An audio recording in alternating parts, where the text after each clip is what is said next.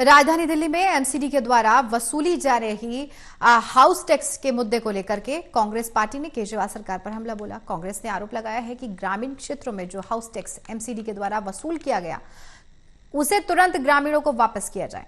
कांग्रेस ने यह भी कहा कि पार्टी का ही दबाव था जो सरकार ने अपने फैसले को वापस किया।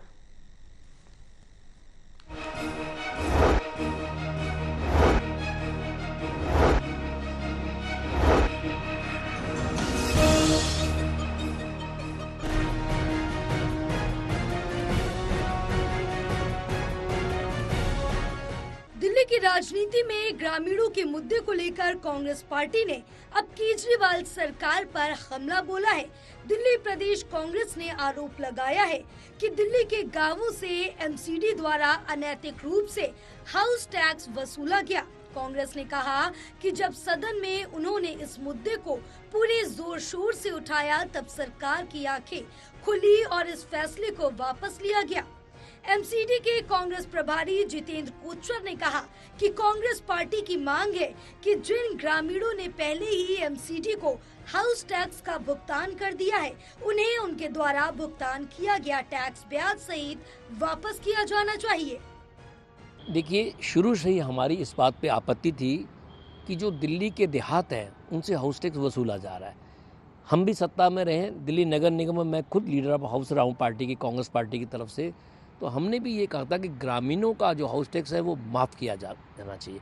कांग्रेस के समय में हाउस टैक्स नहीं लिया गया था, लेकिन भारतीय जनता पार्टी आई, चाहे आप पार्टी आई, इन्होंने ग्रामीणों से हाउस टैक्स वसूलना शुरू कर दिया। जगह जगह नोटिस भेजे गए और बहुत सी जगहों पे इन्होंने हाउस टैक्स वसूला, जबरन भी हाउस टैक्स वसूला।